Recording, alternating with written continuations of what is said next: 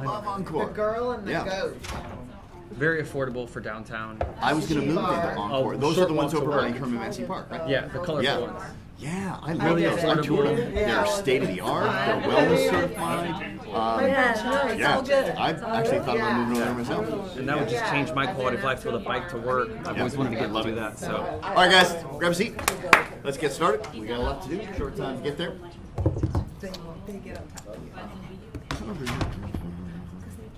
All right. So one last piece of this. Please break out a piece of paper and write insights, introductions, and investments, just like you did with brand, product, and distribution. And I want you to brainstorm a list of people that you could reach out to for partnership in those areas. And then I'll give you my fail-proof technique for getting people as insight partners in your life. Someone used it against me the other day, by the way. Really? University of Tampa kid, yeah. Can you go back to The 6 things? to the description of each one of them? Yeah, let me find it here. Are we recording? Yes, we are. Are we? Good. It's still image always kind of throws me off there. Okay. There we go. Oh, sorry. I watched her start it. Did you get these? Now, where are they? Where are these? In the, There you go. What's that? Where are these in the portal? They're in YouTube now. I got so sick of the portal. Okay. It's just lame. So I created a YouTube channel with where it has all of your videos on it. Is it private? Yeah. Okay. So It's unlisted because private's just a nightmare to get Yeah, people. yeah. Yeah, but it's unlisted. Unlisted. Where's that link live? I'll send it to you. Okay, thank you. Send me an email reminding me, but it was so yeah. So take a few moments to write down who you could reach out to for investments, introductions, and insights, which I just realized now is the exact opposite of the way that we talked about it a minute ago. But you get the idea. So investments. Who do you think you could reach out to? So here's a guy that you should put down for investments. His name is Ernani Jung. He's in KPI 6, and his company's called Liquid Capital Solutions. How do you spell that? Ernani, E-R-N-A-N-E, just like it sounds. How could you Like, say Jung, I-U-N-G. Oh God, can you do it again but Yeah. slower? Ernani, E-R-N-A-N-E, Jung, I-U-N-G. He's the author of The Success Factor. His company provides factoring, by the way. So for some of you, it may not be as good of a solution as others. For you, it'd probably be a great solution if you need short-term financing to get afloat because your big companies are giving you a 30-day payout and you need to float that. But he got some funding for one of our clients who owns a broker, real estate brokerage. Got him funding, and he can usually do it in 48 hours. He'd be a great person for you guys to put down. Is it liquid funding? That's or liquid. Liquid Capital Solutions, I think, is what his company's called. Yeah, and he's a wonderful man. Who took my call when he was on vacation? For insights, those are primarily going to be mentors. Should we list the ones we already have, or just the ones we want? No, the ones you want. Got it. Yeah.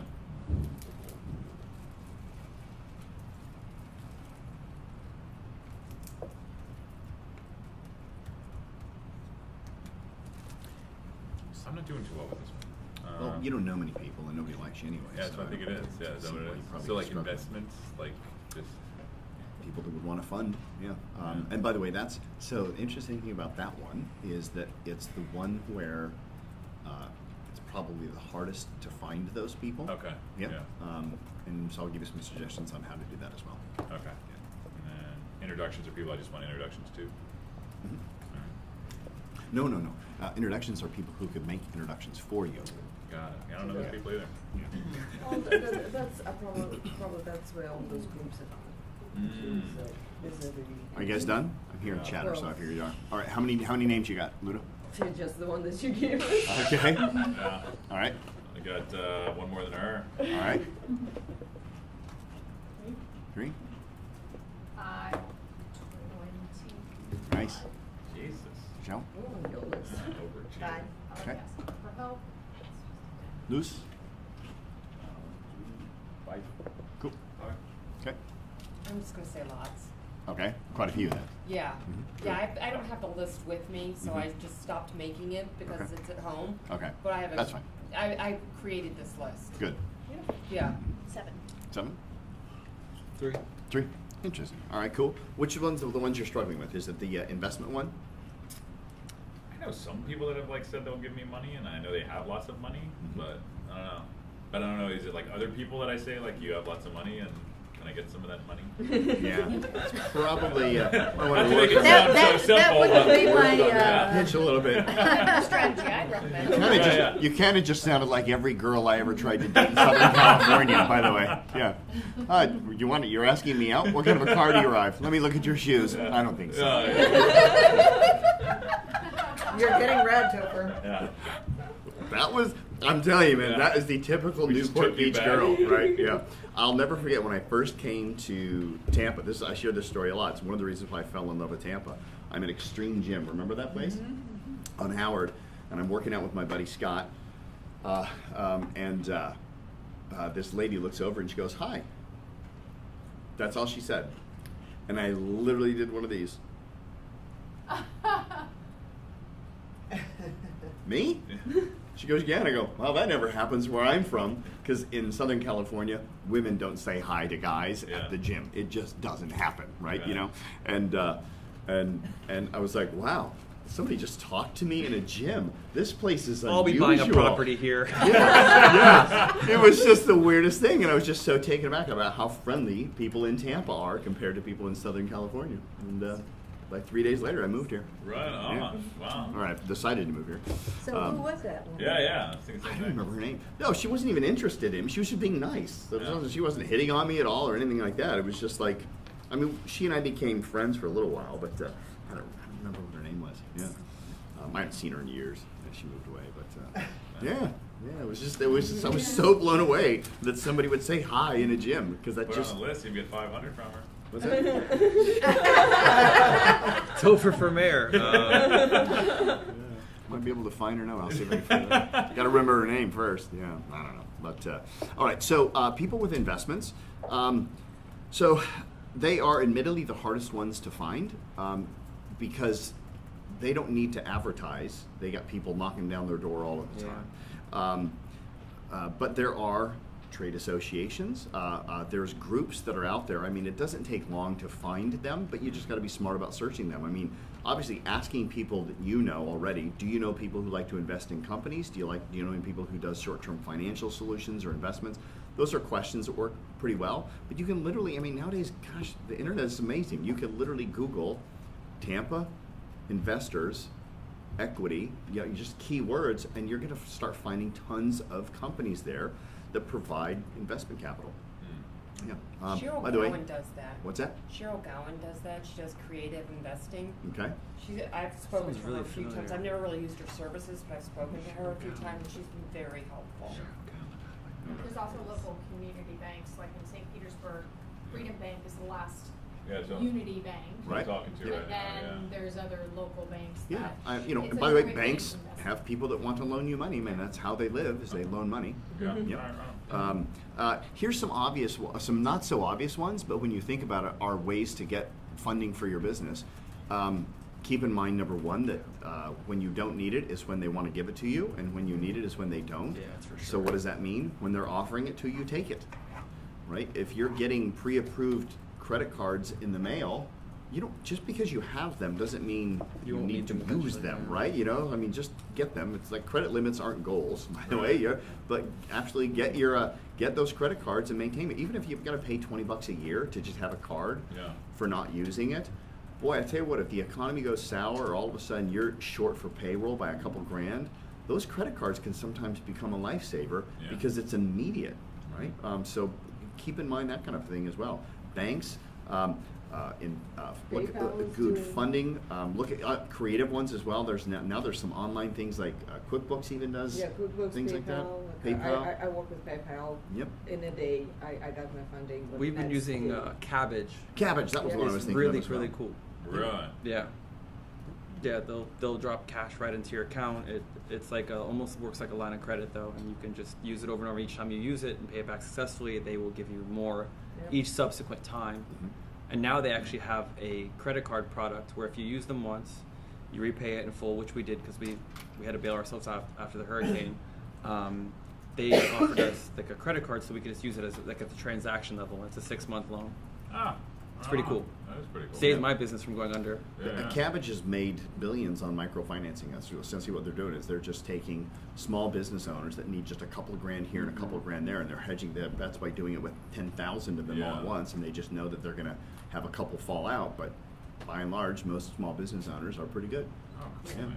What's the fee on that? It's I think it's they're very tricky. They don't disclose it to you in a very straightforward way, but I think it works out to about 10%. That's better than most credit cards. Which is, I mean, you probably know. I mean, you guys are a little more established than we are, but like usually when someone wants to give me money, it's like really terrible terms. Yeah. Well, it's probably 10% if you pay it on time, and then if there's a I'm sure then, that would then gouge it probably you. jumps up considerably if you're 5 days late or something. And then there's one more that we use quite a bit too before we found Cabbage. It's called Behalf, but it's a little more tricky because they will have to approve the purchase, but they'll give you a lot more money. And it's a micro, what do they call it? Like a micro deductions from your account. They'll pull it like daily or something like that, so you don't feel it. That's cool. It's a very cool company as well. Yeah, PayPal does it on a weekly basis, and you can say, okay, do it on Fridays. And what happened with us, when I call, they say, how much do you want to pay every week? And they just work it backwards and say, okay, you're pre-approved for this much, but if you only want to pay, let's say, $800 every week, that's what your cash flow can support, then this is how much you can get for 48 weeks, or this is how much you can get for 32 weeks. So they have different ways of doing it. So that's what that. By the way, also, the number one person you should put down for investments in your business would actually be you, because the best funding for any company is called sales. No better Amen. funding than Absolutely. actually making a sale, right? So ask yourself that as well. It's like, what could you do more creatively to increase your sales revenue? Because that's kind of a good one as well. All right, let's do this. Let me share with you my strategy for how to get insight partnerships, mentors. That will then extend to you their mantle of credibility. This method works. Boy, Rhea will actually testify to the effectiveness as well. So I will throw out this preface that I'm going to share this with you under the agreement that you guys don't reach out to her tomorrow and use this on her, because it's been slammed a couple of times. Yeah, like I forget. Which I don't mind, Yeah. by the way, but, Well, you're kind. Yes, I'm not saying don't reach out to her. I'm just saying. well, don't do Yeah. it tomorrow, because first thing I'm on a plane to Washington. Oh, there we go. Here's how I have got every single mentor I've ever used. I've never got a no using this strategy. And it goes something like this. And I prefer to do this over phone, but you could probably even do it over email. And I also have this scripted out for you as well, so you don't have to worry about writing it down. But it goes something like this. Let's see here. I'll use Michelle. I say I want to have Michelle become my mentor. So I get on the phone, and I call it Michelle, and I say, hey Michelle, thanks for taking my call. Is now a bad time? And I always like to preface questions on phones by "is now a bad time," which a lot of people think, well, shouldn't you say "is now a good time" to put them in a frame of mind? This is a strategy that I actually got from a guy named Chris Voss. He is a former FBI hostage negotiator. He wrote a book called Never Split the Difference. If you've not read that book, I highly recommend it. It is the best sales training book I've ever read. Have you heard of this one? Mm-hmm. Yeah, it's amazing. And the reason he's Never split the difference. yeah. Read it In too. another meeting. No, Yeah. I haven't. The reason why he says ask them is now a bad time is because if you say is now a bad time, they get to tell you no. And when a human gets to sell somebody else no, they feel in control. But if you say is now a good Sales time, then they may feel manipulated because they have to agree with you and say yes. So I say is now a bad time? No. What can I do for you? Right? They feel more they're in open control. now. They feel more open, right? And then conversation goes like this. Well, thanks for taking my call, Michelle. The reason why I'm calling you is because I have a very important question to ask you, and the question I'd like to ask you is, would you be my mentor? And before you answer the question, let me tell you why I'm asking you. I'm asking you if you will be my mentor because I really admire you. And I admire you specifically in your ability to facilitate massive high-level communications with highly intelligent people. I've seen you do that in the past through your work with the Innovation Summit and how you've taken control and charge of meetings prior to that. And I've always been impressed at your ability to facilitate and move the ball forward in a meeting and never get side-railed or distracted. That's a skill set that I don't have and I would love to have. Now, before you answer, let me share with you this. Mentorship for me is a very simple process. All it means is that I'll have one conversation with you per month on the phone, and it will only be for 5 minutes. And in that mentorship, I will only ask you one question.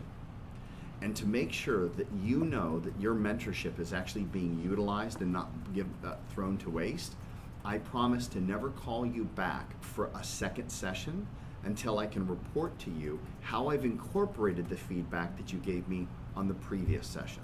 So knowing that I'm only going to ask 5 minutes of your time, and I will always incorporate your advice and provide tangible results on how I've utilized that before I ask for any more, would you please do the honor of being my mentor? Never got to know. Yeah, how do they say no to that? How do you say no? Yeah. Because, I mean, when you think about from a mentorship perspective, what's the people that are willing to mentor, they love to be able to share their wisdom, but what they hate is when that wisdom falls on deaf ears. So when you put that clause that you'll never call them back until you can report. And by the way, I've had like some of my mentors, like one of my mentors is Dan Millman, the author of The Peaceful Warrior. I've gone like 9 months without talking to him because he gave me advice that was so hard for me to incorporate. He's what I refer to as like my spiritual mentor. And like there was this one time I called him up and I said, how do you handle people who just invade your privacy and don't even ask you for permission to give you advice? Because I would have all these people come up to me in my self-help seminars and they would go, oh my God, I just had a reading about you or a psychic prediction, and they would throw their like metaphysical mumbo jumbo right onto me. And like, even if you don't believe in psychics, if somebody looks at you and goes, don't take that sales call today, you know, you're like, what? You know, like, you know, hold on. Why are you putting that in my brain, kind of a thing, you know? And I had this really bad experience a long time ago with this girlfriend who went to a psychic, and they said your relationship's going to significantly shift in the next 6 months. And because she was insecure in the relationship, she thought that meant we were going to break up. And I'm like, did you ever think that maybe it meant I was going to marry you in 6 months? She's like, no. I'm like, well, you know, significant change is kind of vague, don't you think? And sure enough, by the way, those insecurities got her, and we broke up within about 6 months. So I just kind of always really can't stand psychics for that reason, right? So I was just battling with that, and I called him up, and I go, how do you handle all that? Because you've got to get that. He goes, oh, I get it all the time. And then he gave me this task, which was so hard for me to swallow. It was 9 months before I was able to call him back and go, all right, I was able to finally use your advice. It took me a while. I fought it a lot, you know, and they love that when you can tell them how you've utilized their feedback. So what was the advice? This was 6-7 years ago. I don't remember the details of it, but it was basically, he said something to the effect of, it takes people a lot of courage to come up and say that because they have put you on such a high pedestal for them to have the courage to come up and give you advice or give you a reading. While it may be annoying to you, they're terrified when they approach you, and you need to come at them from compassion, and you have to understand that while you may not want the feedback, you have to appreciate the courage that it took that spirit. And I'm just like, oh, but they're so annoying, you know? And it just took me a while to finally appreciate that level of, but I don't remember what the specific task was, but I remember the lesson. Yeah. That's how I've got every mentor I've ever reached out to. Right? And it could be the beginning of a tweet to get a hold of them. You never know. But if you can get them on the phone or get a private email address to them, you're going to get them as a mentor using that script. I promise it. Yeah. All right, we got a lot of questions we got to get to over here, so we're going to start rapid fire questions for you, if that's okay. Okay. Yep. Yeah, better drink your coffee now. Here we go. All right, so you guys talked about how you explore equity options, correct? Yep. Yes. All right, cool. Can we take that one off? Yep. Yeah, okay, cool. Then we said, how do you explore a joint venture when you own the client? Did you explore that one? I would say yes. I mean, Cheryl went over contracting quite extensively, so yeah. All right, cool. You asked the question, how do you make yourself financially strong? Was that addressed? Yes, but I have spent a lot of time talking today, and there are other questions. So don't cross it off yet, but. Don't cross it off, just okay. let, yeah. Types of partnerships, investors, I would assume she kind of went through that. We've actually just talked about Yeah. the 6 types of partnerships, so I think we can take that one off. Licensee versus franchise versus what other options are out there. Did you guys address that? Not really. Not really, okay. So can we No. talk a little bit about that? One of the things that we like to focus on is how companies can scale, and there's several ways to do that. Some companies, like Charles has, he's the owner of Pharmacy Vegan Kitchen that's inside the Duckweed restaurant, Oh, yeah. or the grocery store. He's got a perfect business possibly for franchising. Right? He's getting a great system down.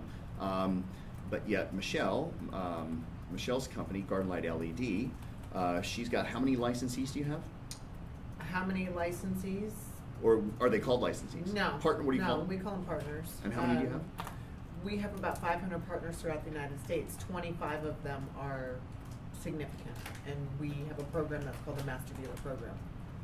So it's basically B2B, but they have no agreement with us. The 25 in this new program that we created, the strategy behind it is to get a mutually beneficial relationship under agreement. So we do have agreements with those individuals, but we offer them turnkey solutions for marketing and digital and all the things that they don't want to do, so they can focus on putting their hand, installing the product. Because we're the manufacturer, so we are the designer, engineer, and manufacturer. We have a fantastic product, but without that end user for us, which is our B2B solution to put it in the ground, the product would sit on the shelves. So we've really invested in our clients, which are contractor service-based people. Julie McAdoo's got a cleaning company, which could be perfect for either franchising or licensing. I'm not too sure. It's not my wheelhouse. Oh, yours is a franchise. That's right. You actually own. You're a franchisee. I'm a That's right. franchisee. Yeah. Trying to think of what else here. We've got. Let's see here. You got independent contractors that work for you. Is that right? Oh, actually, I was looking at. No. Yeah. Sorry, I was looking at Grant, but that's fine. Yeah, I mean, they're independent contractors that work for me. So Grant does loans for. Actually, we should probably put you in touch with her because all of her people want to buy. He basically does funding for aircraft, watercraft, and luxury RVs. Basically, big boys' toys. Yeah. So you want to buy a jet, he can finance it for you. So, or Fast a one. cool yacht or a fast one. Yeah. Oh, what you don't know about Rhea, I haven't shared this with you. She looks very professional on the outside. She holds herself very well. But what you may not know is this woman is a hellraiser. By the way, she flies. Careful. She flies jets, races cars, And and motorcycles. Basically, if it goes fast, she wants to get behind the wheel. Yeah, in fact, that's how you met your husband, right? Somebody's asking me, was your first date was a motorcycle race? What was it? No. We met on the Howard Franklin Bridge on a CB radio. Okay, but your first date or something was a race. No. See, I was racing motorcycles and he was racing cars. So That's we what it were is. made for each other. Yeah. Who would have known, right? Yeah, you never know. Well, that's a life lesson for you. Never assume you know who someone is. Yeah, that's true. So, could you maybe talk about the difference between franchising and licensing, and are there other options out there? And There are as many mechanisms for partnership as your creative brain can think of, or your creative lawyer's brain can think of. And so, rather than talk about what each one gives you, I'd have you think about what do you actually need for your business to be successful. We can craft an arrangement around it, but if you think about what are the indices of success for me, if I want to bring in other partners or people who will invest in me, what does that look like? What kind of control am I willing to give up? And that's a big one, because that control relates not only to the operations, but it relates to the brand of the company. It relates to the liability that you might get as a result of the products or the distributions of those products. So before you even engage at the specifics of, I think I want to get a license here, you need to write down what you're trying to accomplish and really get that in your head, and then go to the kind of mechanism. okay, so Because I guess a licensee nowadays is essentially a type of a franchise. It is. Yeah. It is, and it depends on what you put in the document. So you can call these things any name you want to. It's the protections that you're looking for. I have the client that I was calling about today. They want to bring in partners, and they were already talking about the kind of structure that they wanted to use. And I said, stop, just stop. You need to figure out what it is you're trying to accomplish first. Let's solve for that first, and then we can build a structure around it. So just remember, you have lots of flexibility here. Figure out what's important for the business and what you can and you cannot deal with. I mean, if you have no control over locations, for example, is that going to be okay with you? Or are you going to say, wait a minute, I need to have the control over that because of a number of other issues?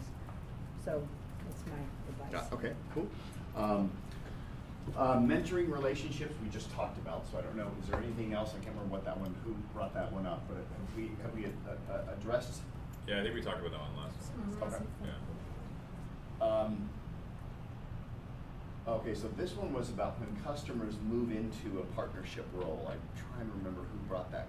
I think that was you. We talked about it. Yeah. No, we talked about it though. You already did? Mhm. All right.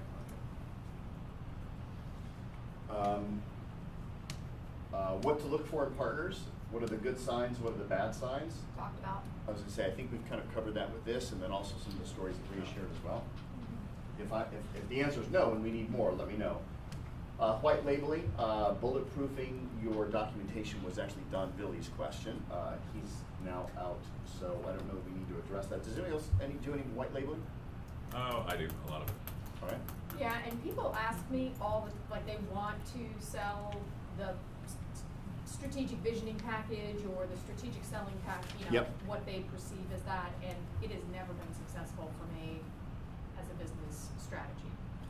They don't know how to sell it, so I'm either doing something wrong. If I had documentation, if there was something that made it clear for them what the business relationship or the labor relationship would be. When you say they don't know how to sell it, what you mean is you agree to say, yes, we can white label this, and I I've can worked come on- in, look at Yeah, I spent 2 years. But then nobody ever working sells on it. Nothing happens, yeah. Gotcha. It's a big waste. Yeah. It's happened before. And then sometimes it's really easy, right, but it feels more like we're testing the ground. Do you offer any type of training on how to sell that to those people who want to partner with you? Right, so that would be one of the stopgaps, is not being allowed Yeah. into it feels very behind the curtain. Oh, interesting. The internal of the company feels very behind the curtain. I'm not allowed into those meetings, which Yeah, was it's a like, challenge. how are you gonna be successful? Yeah, it's not a successful, so that would just. It's kind of be like saying I want to buy a McDonald's franchise, but Don't come give me see the one, manual, Yeah. Right. and I'll figure out the recipes on my own. It Right. just seems crazy. Yeah. But it seems, because it's such a unique service, it seems something that could be white labeled, because artists can produce stuff differently. all Sure. the time. So let me ask you this. So when we're talking about white labeling this, but you're talking about companies that want this to become a product, like would this be something like when you're talking about, like, for example, KPI, we're looking at maybe partnering with you to some level. Could we maybe someday go, hey, we want to actually offer visual graphic recording services, but we don't want to use the name Ridge. We just want to be able to hire your artists as a subcontractor. You could be a distributor, a distribution So partner. is that what you're referring to here when we're talking about the white labeling? Yeah, and then Okay, you cool. would have your own strategic package that would be aligned with your brand, and it would Yep. be aligned with your KPI. But, so those companies like me have come to you and said they want to do that, but then they Yeah. won't let you train their staff on how to sell Right, it. or engage. So I get all of the knowledge on how to do it, and we could be really successful, and then there's when it comes to the sales process. And that could have to do with that they're not clear themselves about how they're selling. Yeah. So they're insecure in their own selling process. Okay. Thoughts? That makes no sense. Yeah. I mean, I just think. Just don't even do it, Michelle. That's what I hear you saying. Yeah. Well, no, it's not that so much. It's it's like your email. Yes. When somebody says, I want to partner with you, you need to have an Here's the email deal. like that says, if you do, this is what it takes to be successful. And if you want to agree to that, then let's talk. But if you don't want to agree to that, we don't have anything to talk about. Yeah, and it might be that clients that I've worked with have come to me, therefore I have a relationship with them, and I haven't wanted to say no because I thought the door would open. Got it. Yeah. one of the, That's actually the story. It's not. do you have any thoughts about that in terms of how do you tell clients no that you're already in a Maybe that's what relationship I- with? yeah. That fear In of love. what's going to happen. Yeah. Yeah, with a lot of love. Well, you know what? Lawyers are just glorified consultants. I mean, we counsel with our clients. We're counselors, not consultants. And so I have to tell them no a lot. But in telling them no, I always give them the reasons and try and help them reach the same conclusion. So I don't just say, no, you can't do that. I say, well, that won't, let's talk about what the constraints are, and let's talk about how we might get there, and I try and lead them to the right conclusion. It's the same way to fire somebody, by the way. Okay, This that's works a for valuable me. conversation for sure. Yeah, this has worked for me from the beginning of time. I never wanted to say to someone except one person once, in which I was very happy to say, "You're fired, out of here now." Wait, You've don't look at me you've when only I done say that. that, You've only done that one Rita. time. I've only done that one time. Interesting. Other people, you know, these are usually professionals that I'm dealing with, you know, so I'm not firing the secretary. Somebody else fires us. Right. But, you know, I sit down and say, look, this is what our goals are. This is what makes our firm productive. I don't think you have the same vision for how to make the firm successful. Tell me how that works. I mean, we engage in a conversation and they say, no, you're right. And I say, okay, fine. Talk How themselves can I out of a help job. you? Yeah. How can I help you find a position that will be better suit your needs so you can be successful? You're not going to be successful here. What a great way to, how can I help you find a new position? It's a good line. I like that. It's And it beautiful. works. It works, yeah. Works. Yeah. Michelle, here's a story for you in terms of like saying no to customers. So Rob Hessel, when he came on board with KPI, he was selling any and everybody security systems. He was selling homes, literally everything from the Amalie Arena to homes in Hyde Park, he was doing security systems for. And when we got real clear on his niche, there was only going to be businesses 40,000 square feet or more or multiple office locations, and that was it. It wasn't but maybe 30, 40 days into the program, he'd already shifted the culture in his client, it was probably 90 days, shifted the culture in his sales reps to such a degree that one day, one of his sales reps walks into his office with a lead sheet and he goes, here, your friend Steve just sent you this lead. The guy just called me. He goes, I don't want it. You can take it. And his sales rep walked out of the office. Now here was a person who called up and said, I want to buy. And the guy wrote the information down, went to his boss and goes, here, this is your problem. Your friend Steve sent him to you. And he wouldn't take the sale. It was literally just taking an order. It was for a small office that was nowhere near the caliber that this guy was getting in commissions by only getting 40,000 square feet or multiple office locations, right? And Rob calls me and he goes, I don't know what to do. You know, Steve's part of the KPI program. We actually fitted all of SLV lighting, their security systems. I don't want to be rude, but he just referred to somebody who's way smaller than the kind of clients. What should I do? And I just said, I go, call up one of your competitors, give them the lead, somebody that you respect that would handle that size of a client. Then call Steve back and say, thank you so much for the referral. I really appreciate knowing that you have enough faith in me to send people my way. I want to let you know I've totally taken care of the person you referred me to, but I didn't accept them as a client because they didn't fit our criteria. We only work with businesses 40,000 square feet or more who have multiple locations, and I felt like while he's your friend, if I would have taken him on as a client for that reason, I wouldn't have been doing him the best service, nor would I have been doing my company's best service. Steve was so grateful that he took the time to find a lead and give that to him, but in the process, what Rob really did is he educated Steve on who to send him in the future as well, right? And there was no ill will, there was nothing but gratitude. The fear of telling a customer no is almost always a false fear, if you're in a consultative style relationship with them. Yeah, so I wouldn't sweat that at all. Yeah. Nothing wrong with having that criteria up front. Thank you. Yep.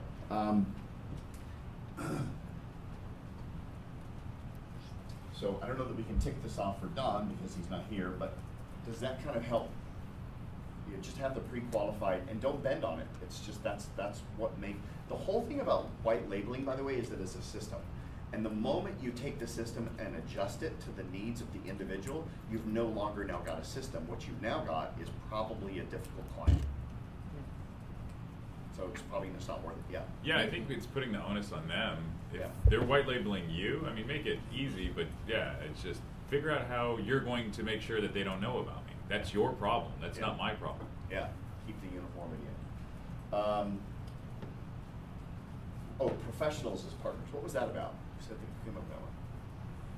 That could have been, I had a lot of questions today. No, That that was could great. have been mine too, Yeah. because I had someone who was a consultant who hired me to do something, Yeah. and then wanted to have a general coffee about whatever, some life conversation, and I said, in mid-June, I'll have time for that. Oh yes, I And remember he this. said, you may need a partner, and I said if I took on a partner, I'd have more administrative work, so you may be right. And then he said, well, let's have a conversation about that. So what's the question?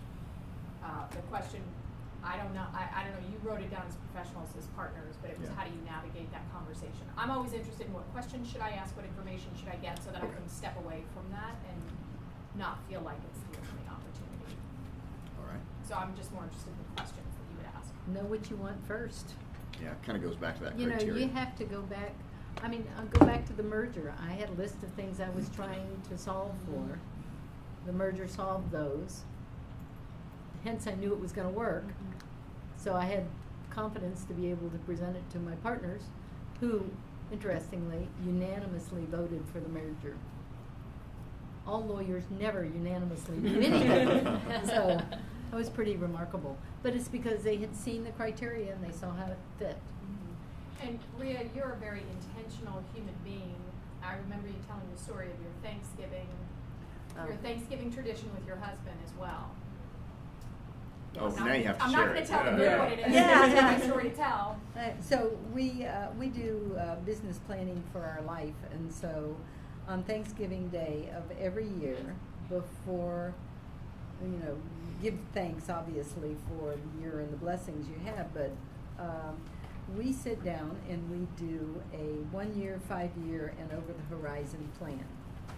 So we have these for every year, and they're actually on my phone, and for the 1 year, it's very specific. It's the things we are going to do in the following year, and it's anything having to do with the office. The strategic plan for my firm is specific things that I'm going to be doing.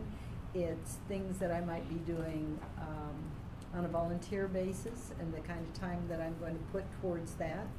It's the things that Wayne's going to support me in doing. It's when we had kids, it was what we were going to do for the kids, and it was what the kids were going to do for us. So it was both ways. So it's a very specific 1 year plan. The 5 year plan is kind of a longer vision so that you can see where you're going, and it helps when something comes up that's unexpected. You can look and see, is this consistent with my long-term plan? And then the over the horizon is just what do you want to look like at the end of life, and you look back, what did you want to accomplish? And don't ever let that North Star get away from you, because you may find yourself in a totally different place. So we write it all down, and then quarterly we go over it. And there's specific responsibilities for every person. Used to be with the kids, now they're gone, so it's just with Wayne. And it takes the stress out of knowing that you asked someone to do something and they didn't do it. And now you're angry with them. I don't have to get angry in my big particular situation was we needed to get the roof fixed on the house. We needed to get it redone.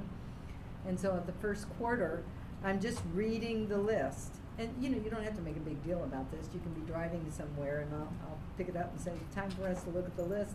And I say, oh yes, the roof. And Wayne said, I didn't have to argue, I didn't have to be, agitated over it. He said, I'll have it taken care of Monday, and as soon as we stopped, he picked up his phone, he called the roofer, says, come on out Monday. So it's managing expectations, and it's getting things done that you really think is important. And the final thing is it's getting everybody to buy into what you're going to do.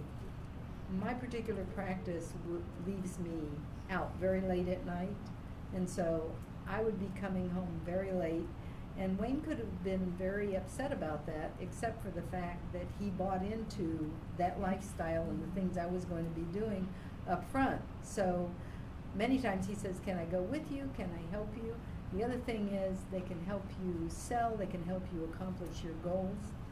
And my example there is we went to Costco when it first opened, and we were just walking through the place and we decided something to buy, and so he's standing in line and I leave to go look at something else. By the time I came back, he had given my card to the guy standing in front of him in line, explained to him that I could help him with a rezoning of his strawberry field. And so, he's constantly an advocate for my business. He knows the things that are important. He knows what the goals are. And if he sees an opportunity, he jumps into it. So that happens for your family, your friends, engage them. They'll help you. Wow. Thank you. Very cool. Done. No. Yeah. Okay, we'll check that one off. Independent contractor ownership, profit share, incentive comps for talents. That was Grant. What's that? This is Grant. Yeah. So so all of his not employees, but your sales reps. Is that right? Yep. They're all independent. So Grant's got offices. How many? Seattle, San Diego, Miami, and San Got it. And staff of 10. And out of that 10, how many are ICs? 4. All right, cool.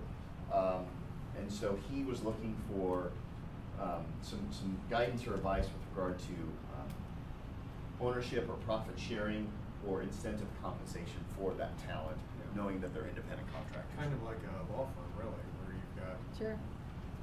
Each salesperson brings in different amounts of revenue, and because they're independent contractors, we always worry that they're going to go. So how potentially tie them in as a feeling like they're really an owner in the company or a partner in the company, but still,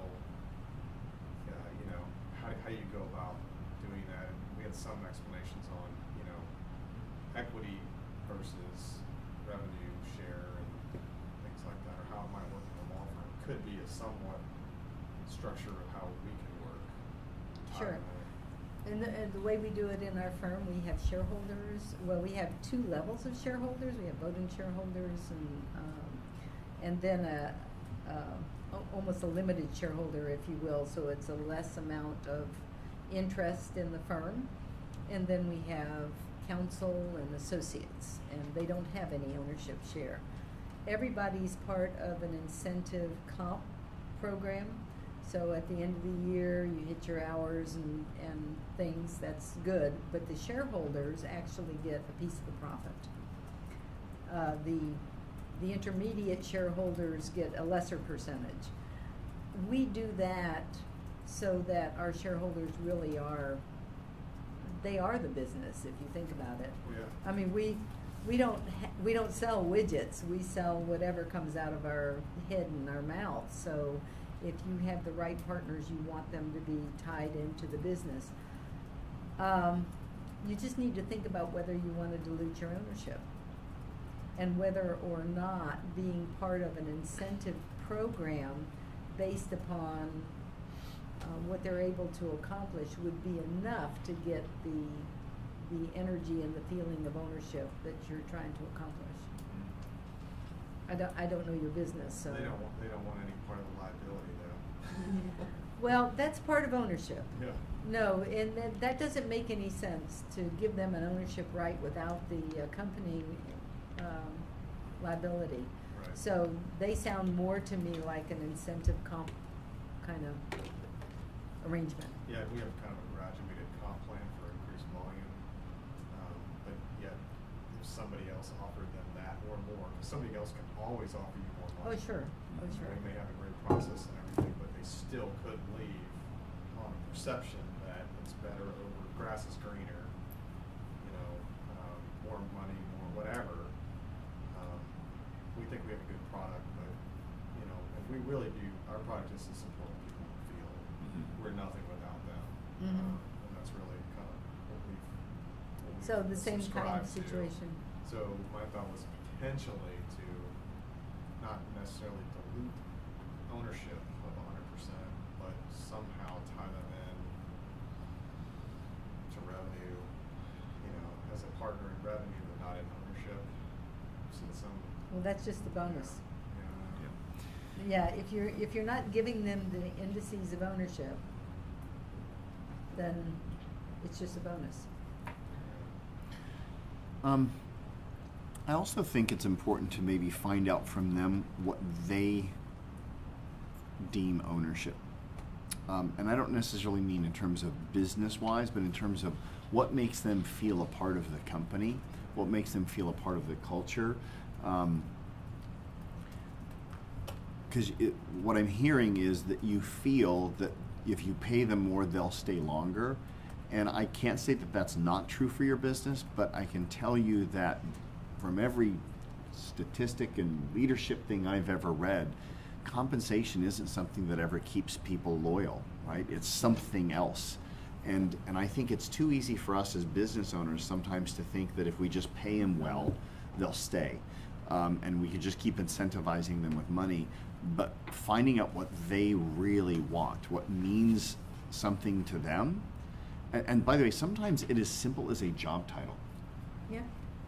It's They interesting just you don't say- want to be called that. They want to have this title. Director of something. Yeah, and when you really take that time to just sit there and explore and say, what do you really want? What would ask him, what would have to happen in this company such that you would want to be here for the long term? What are the things that are important to you? And you may discover that it has nothing to do with money at all. Yeah, and you're right on, because when I hired away like the entire West Coast of the United States from Seacoast Bank, basically, I literally told them I don't have as many banks as they do. I don't have huge lines of credit. I don't have all of this stuff. So you need to be looking for something else. You said something else. Yeah. Or do not come on with us. Yeah. Both said we're in. Yeah. Because that's all I can offer is something else. Yeah. So. Did you approach them or did they approach you? I approached them, and it was timing was good too. They were in a different type of scenario, but I was just straight up. So you're right; it's not always compensation, but they've been around a couple of years now, so they do like something else. But I'd like to see if we I'd can love to find out what the something else is. Explore that. Well, a lot It's a of small people. family. Yeah, a lot of people just want to be part of something that they think is important. It might be that they're just interested in the fact that your firm supports various nonprofits. I mean, there's all kinds of reasons that people like being with a organization. They might like that you get together and have champagne when you win a big case. Could be something as simple as they like knowing they can bring their dog to the office. Rob Hessel's company is incredibly dog friendly. At any given time, they got 5-10 dogs just running around their office all the time. There'd be no drug testing. That's for sure the appeal at my We don't drug test at my job, That's funny. Yeah, any restaurant for sure. You don't want to kill their creativity, is that it? Yeah. Yeah. I don't care what you guys do. Marketing firm, by the way. Ah, Yeah. got it. Yeah. Okay, now I understand. All right. Does that? Have we addressed this? Yeah. Yep. All right. Cool. Here we've got international something. Boy, I wish I could read my writing. International Oh, law. international law. So I this think was a that was Don for Billy one. Don. Yeah. Does anybody here do work internationally?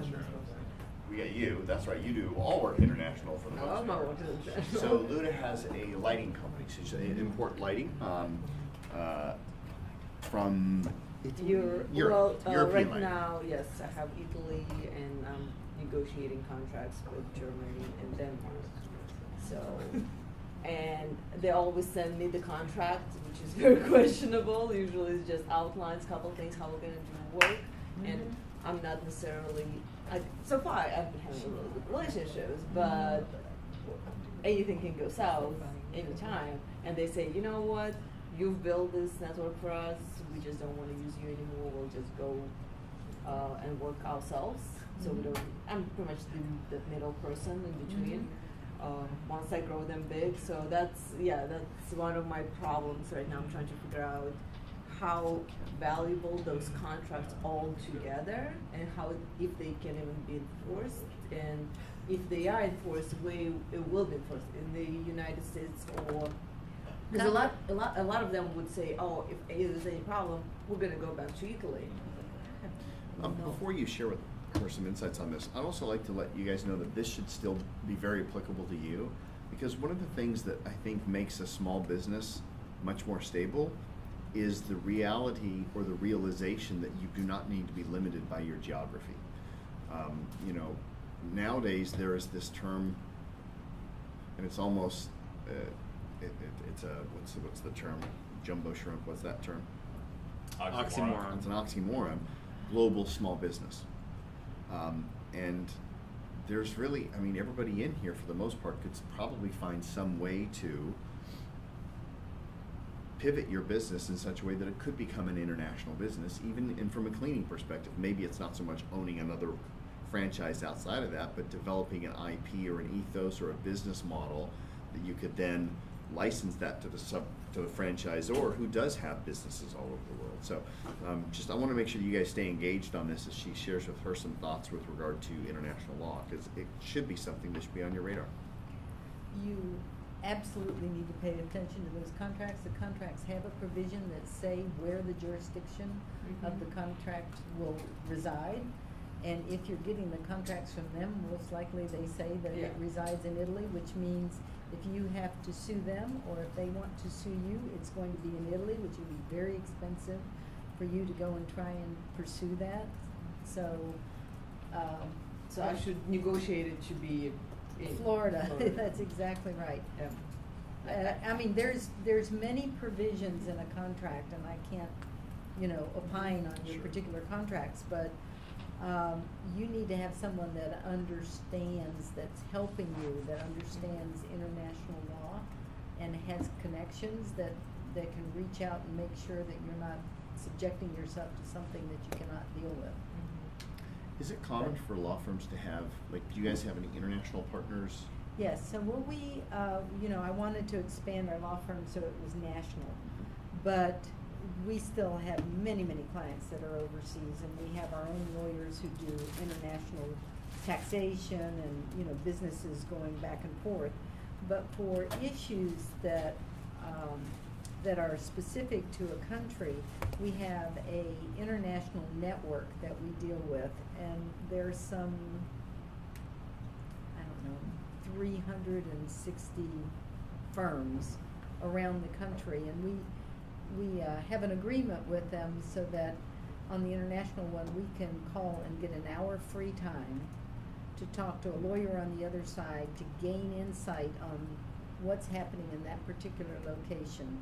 That's just what our firm does. So that's something that we do as for our clients, so that we can help them with international issues and get the right kind of response. And if necessary, and you need to actually hire someone over there, you already have a connection. They're on the lead, yeah, makes sense. Cool. Pay attention to the contracts. Well, and that's what I've been doing. Once they send the contract, it's like, well, I have my own version, which is a little bit extended and covers a little bit more, and it does say it is going to be in Florida, it's going to be in Tampa and Hillsborough County. Got it. And do they usually sign that one? For the most part, they would not that's fight good. me as much, because they're smaller manufacturers. They don't really want to invest too much money to go into their attorneys and try to modify it and move it back and Perfect. forth. Perfect. But- Understand their motivation. Yeah, find it. Yeah, absolutely. By the way, and even throw into, listen, I know this will probably be real costly on your side, but we've already had other companies in the country agree to this. Yeah. Other people have done it. Yeah, no big deal. Just sign mine. Always control the document. What's that? Always control the document. Always control the document. That's one. Just letting them know. License versus ownership, IP with partners. Yeah, so there's those two questions actually had to do with the work that some of it was the work that we create, which we decided to just do full design rights. We increase our fees and clients get full design rights, but it's not a common practice. Got it. In the small community that I belong to, a lot of people own the visuals. So it would be like Rhea, every time you wanted to use the image in your office for any kind of marketing, you have to license it through us. But what a pain that is we make it easy for our clients. That was one thing. Did you have that addressed with Cheryl? We didn't really talk about it, but that's okay. All right, well, you gotta take off anyway, so maybe I we'll do. just have a one-on-one with that or something. Yeah. We put that in there. Yeah. Bye, everybody. Bye. Bye. Bye. Will do. What was this one? Protecting IP? That's up in the. Yeah, she said those two were Oh, together. those, okay, Yeah. gotcha, okay. No, but wait, I have questions about that international property thing. Okay. Because this is what I'm getting ready to do, Rhea, is I'm taking my company and I'm turning it more into a training company. And I'm gonna train professionals on how to dress appropriately for work and, different scenarios. So as I create these, what I wanna do is create videos that then I can turn around and sell to companies to put in their e-libraries and things like that. So I wanted to know, I don't have a clue how to really do this, I just know that's what I wanna do.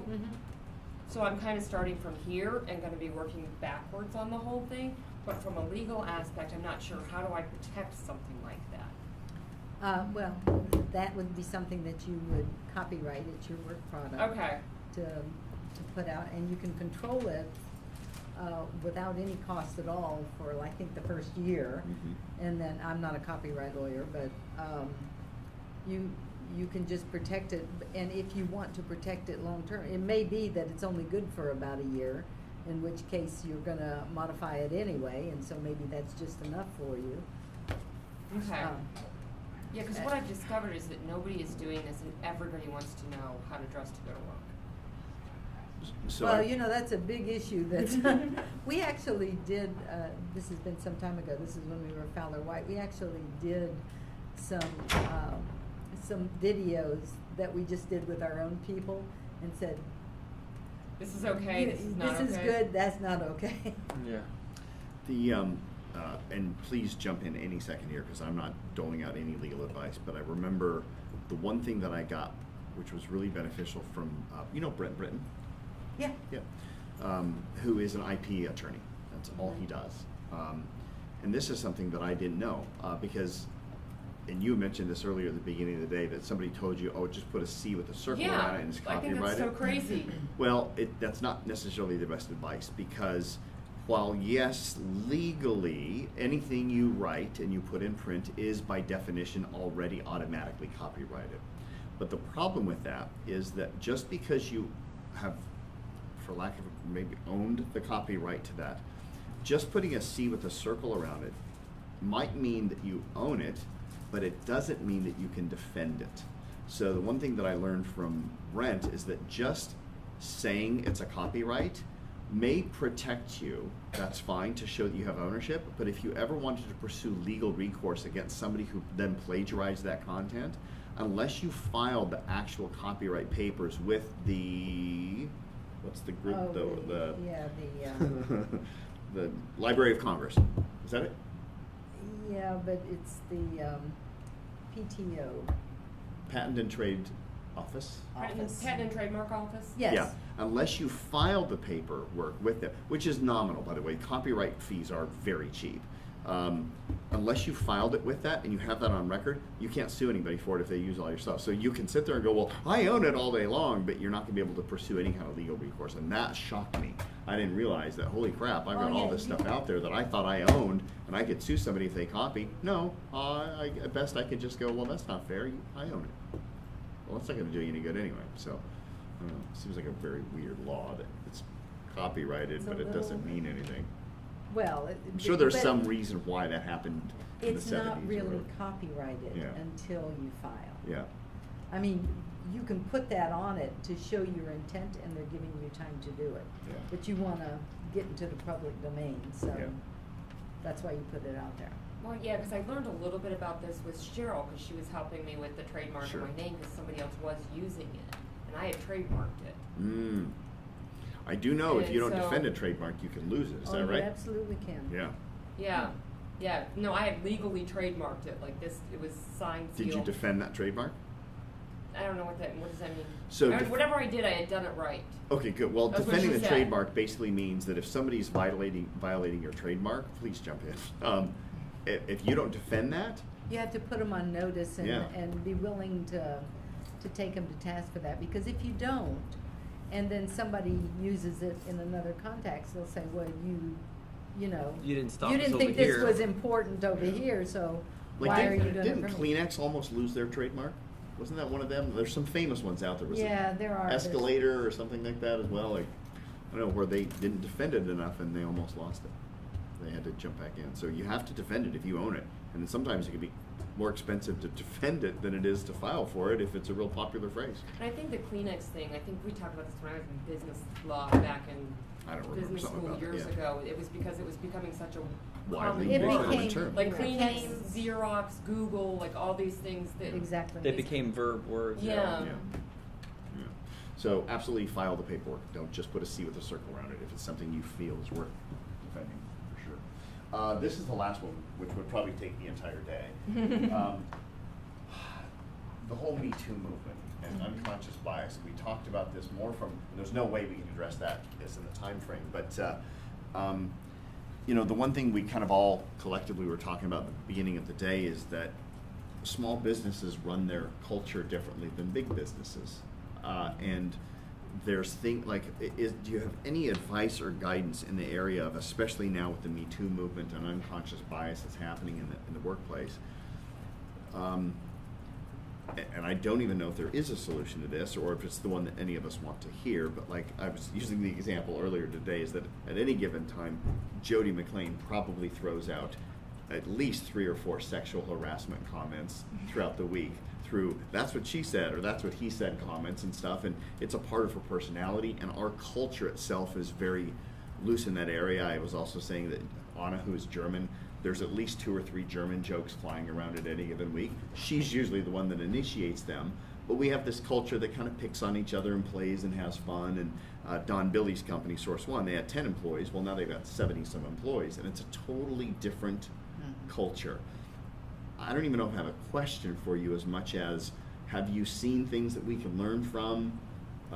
What's going on in that area, and what is your advice? There's huge liability associated with this. Yeah. And so every company has to recognize that there is huge liability, and we deal with it for our clients by providing training. We provide training for the at the board of directors level so that they understand the liability that's out there. We provide it at the governance area, the governance stage, and then really do training for our individual employees. So all the way down to the guy who comes in and just runs between our office and the courthouse. So that training is your best defense, that you've done everything you can to keep this from happening in your firm. But if you're seeing it, someone that allows this to happen, and somebody files a claim, they will probably win, because they'll be able to say, well, did you laugh when they were joking, and did you Yeah. engage in these activities? And you're dead meat. So is the answer then to start that process before you scale? Curb culture and start to Absolutely. set in these little things as you can, and Absolutely. So where do you balance that, though? Maybe there is no answer here, but like, how do you balance just having a fun work environment from making it like so boring that people Rachel like? used to have our employees, this was years ago, but it was terrible, watch films. One was Get Hard. Most of our assembly is Latin America, Puerto Rican, Cuban, African American. I mean, we're so multicultural that he thought he was doing nothing wrong, while that can be very offensive to Well, a it lot can of be. people. I don't remember the movie, so I'll have to take terrible. your Will word for it. Ferrell. Yeah, okay. And Kevin Hart. Yeah. You know, but the language and the Yeah. I'm gonna use the restroom really quick, but yeah, we've had to definitely, but I do like the idea of actually teaching it, because then you're not advocating it, and you're actually educating people on it. So you can take a better position. How do radio stations get away with it then, when like the stuff that's commented on air is absolutely in any other work environment would be? Is it just because they're in the field of entertainment and they get away with that, or? Well, they have protections that, frankly, their time is coming. It is, yeah. It is coming, right, cool. absolutely. Interesting. So you know what? You bring your people together and say, look, I don't want to mess with the culture of this firm. I mean, we love each other, we joke with each other, but there's some very real liabilities out there that could bring this whole company down. And I am just as much of an offender as all of you, and we need to figure out how to do better. So I'm going to start this thing that every time we do something that doesn't fit, you have to put $1 in the jar here. And when we get, and we'll do something with it, but just something that brings it to their attention, give them the training, but just give them some fun incentives on how not to do that. Got it. So pivot the culture, keep it fun. Yeah. Figure out other things that you can have fun doing. Yeah. And I'm not asking because I want to do this in my business, by the way. I'm just kind of counterpointing and trying to find. Can you have in your, because Don Billy, for example, was creating his HR manual, and he tried to keep it kind of edgy and fun, and then when they finally got to the attorneys looking through, they go, yeah, you have to throw all that out. You can't have that. Are you allowed to like put into your company policy, these things are considered acceptable in this business, don't work here unless you're willing to be okay with that? These things are considered not. Can you do things like that, or is that? Well, you can, yes, absolutely. You put your expectations in your HR manual, and you have your people sign that says, I've received the manual and I've read it, and I understand that these are conditions of employment. Okay. Yeah. But couldn't that also backfire on you, right? Because if you're having too much fun with this is what goes on here, I hope you're cool with it. Right. When a case comes up. Oh, no. I'm talking about the other way, where you're precluding it. No, I'm sorry. I was no, talking about the flip side. No, I'm saying, like, can you say, okay, well, these types of jokes are acceptable here. This type of comments, these are the words that we find acceptable, these are the words that we find objectionable. Can you do stuff like that, or is it still not going to hold any kind of case? Well, I've never seen that done, but yeah. I would say hire really well and then have a good handbook that gives them not only kind of an expectation of general professionalism, not to the letter of the law, but also a mechanism for reporting when you're uncomfortable. No Absolutely. retaliation. Maybe that's the key there. Key. That's the mechanism. I sit down for with every single person that comes into my company and I read them the highlights of the handbook, and I always go over no bullying, no sexual harassment, and then what their mechanism is for reporting it, and that it's no retaliation, and that, Got it. Because if I'm you sure find that somebody has been, completely inappropriate, then their offense could, I could fire them on the spot, and I have done so. So, and I sit down with every single person. If somebody's bullying you, if somebody's making you feel inappropriate, I can and will fire them on the spot. Now for me, since most of my people are in other people's companies, I tell them, like, the office pride premises extends to those places. So if they happen to be feeling harassed by our customers, or they walk in and they see something inappropriate that makes them uncomfortable, that they are to tell me, not to assume that I know, and that I will go to the customer, and I have fired customers for being inappropriate. Yeah. Interesting. Yeah. So I'm sure a place I like make them feel like that I will do something if they, bring it to my attention. I'm sure a place like Wynn Resorts, I'm sure they had all the manuals, all the, all that stuff exists. So it's almost like that's not the difference. It's almost like you have to live it from the top down. And Yeah. that's right. Yeah. You do. You have, the manual will not the manual's save you. not going to save you. All right. You have to actually act on it. Do you guys have any other questions for Rhea? We've gone past her time by 20 minutes, so I apologize for that, by the way. But do you guys have any last minute questions for her before we say our goodbyes and thank yous, and then we'll wrap up individually here for the end of the session? How expensive are your services? That depends. If you hire her or if you don't hire her. Way more expensive if you don't hire her. Well, there you go. Right? True. Yeah. We deal with large businesses and small businesses. One of our new things that we actually started in Pittsburgh, but we just brought to Florida. It's called Buchanan Labs for startups. And it is a team of lawyers in all different practices that help the young startup get going. And so there's, we're very flexible, so. Oh, interesting. We're That's trying to- new. I'm glad Yeah, you that's brand new. asked that question because I would like to know about that service, right? Well, We as a have lots matter of fact, clients, in the yeah. innovation book that's been put together, we put that in because you we did? just Okay, opened cool. it, yeah. So So do we can you have work volume too. with business owners on strategies and strategic relationships and things like that? 'Cause it Well, sounds you like know- you guys have a lot of reach. Yeah, we, it's so interesting you asked that. I had one of my clients that asked me to do strategic planning for them, and I said, no, that's not exactly my area, but I've done a lot of strategic planning in my life, and so I'll be happy to help I you just with kind that. of liked how you called the senator, and then you call it, it's like Yeah. using that connectivity in a legal perspective. Yeah, you have to look beyond the four corners of the practice of law. I never really saw a limit there. You're supposed to be helping your clients, however it is. I mean, some people come to town and say, I want to get known in the community, and I'm more than happy to get them involved in all manner of things. That doesn't have anything to do with the legal practice, but it has to do with them being successful. So we tend to look at things like that. Any other questions? No. All right. Okay? Rhea, I can't thank you enough. I know you have a million things going on, and your phone is probably blowing up, and yet you've stayed present with us the entire time, and it just blows me away that you demonstrate constantly, time and time again, that level of professionalism and dedication to KPI. And what he doesn't understand is I love being here. So Good. thank you to all of you. Thank All you right. so Thank much. you.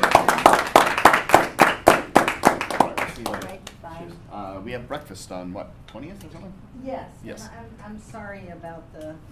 Kidding? Don't worry about it. No big deal. Okay, see you All right, guys. we'll see you later. Bye. Thank you so much. All right, guys, gotta go. We got a few final thoughts here I want to wrap up with, and then we'll pass out the feedback forms and that kind of stuff. So today is the last official day inside the KPI program, with the exception of Momentum 5 and Pitch Fest. So I want to talk briefly about that right now because we're going to schedule Pitch Fest here rather quickly.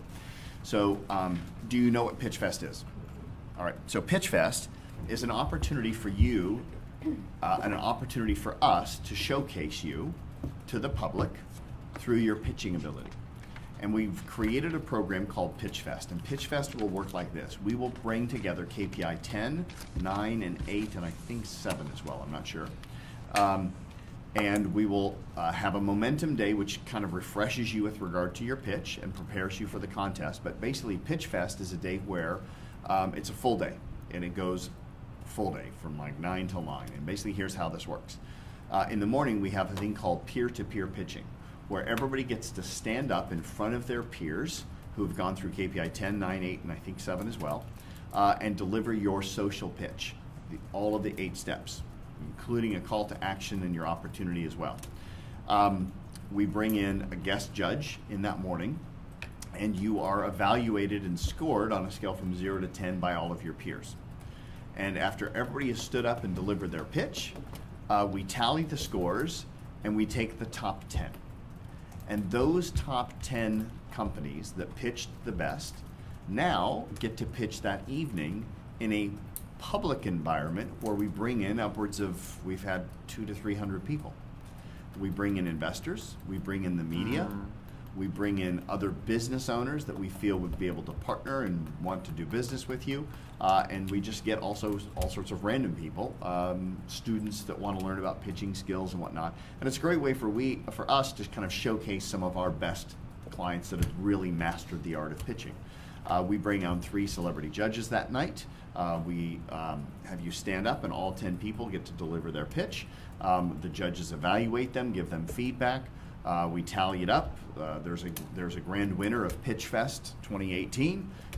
They win a wide variety of prizes that we kind of established, but it's usually at least like a $500 cash prize and a couple of other things, and we've got some cool stuff.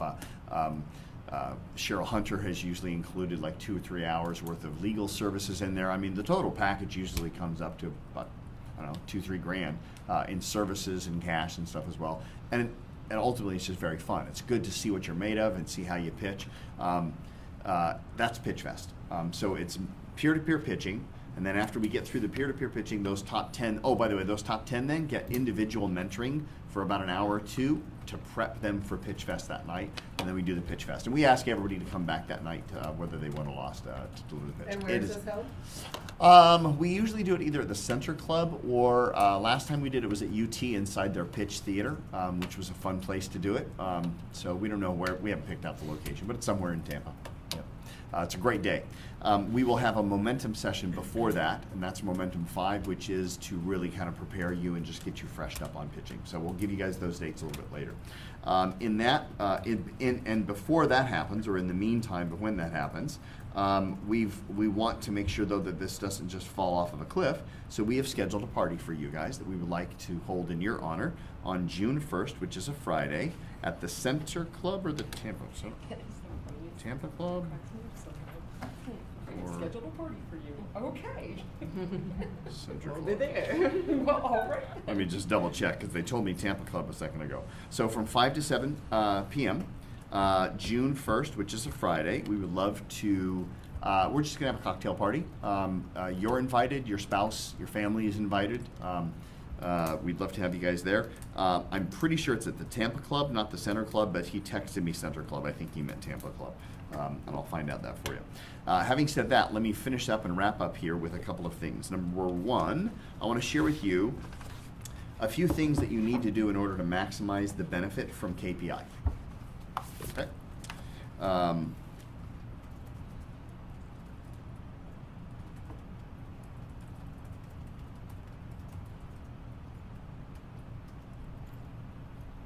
Got it. So here are some things that you want to be doing in order to get the most out of this program. We said 9 months ago or 6 months ago when you started that we knew we were going to overload you and there's no way you'd be able to get everything done in the 6 months. That's okay, right? Shoot for the moon, land the stars, or shoot for the stars, land the moon, whatever the phrase is. But here are some things that what we have found that people who get the most out of KPI, these are some key things that they do. Number one, they blog like a boss. And the reason why that is so important is because, first off, it helps you from an SEO perspective, but it also keeps you creating, inventing, and innovating new ways of your business, and it makes you relevant and current in the marketplace. So that's a key thing. We want to see you guys continually creating blogs. And the idea is you want to be blogging, good factor would be once a week. You could get a blog out every single week, you're going to be doing good. That's one thing.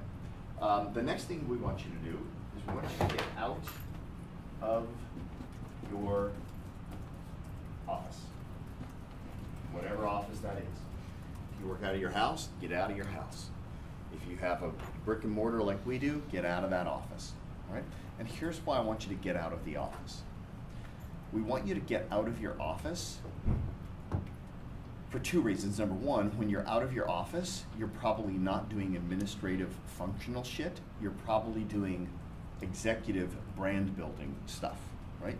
Because if you're out of your office, you're in the public eye. So essentially, you are becoming the brand ambassador to your business.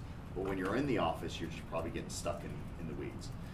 The other reason is when you get out of your office, if you have staff, you're actually training them to think on their own. The reality is, your employees are way dumber when you're in the office. Oh yeah. Because they just depend on you to do all the thinking. But when you're not there, they actually all of a sudden become a lot more resourceful, a lot more intelligent, and they actually get a lot of stuff done. So we want you to get out of your office. How much? Well, ideally, in my opinion, I think you should be getting out of your office at least once a week for a full day. But I get that that may be a bit hard. At the very least, if you cannot take one full day out of your business per month, you probably don't deserve to be leading a company. You have to let that sink in for a minute. If you are so far out of control that you can't at least take off for a full day once a month, you probably should not be leading your company. And by taking off, you mean? Doing no functional work that day, doing all strategic, high-level executive thinking work, whatever that might be. Yeah.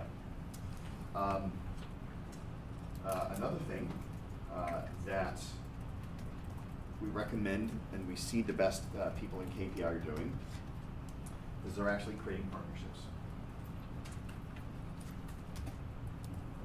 Oh, Jesus,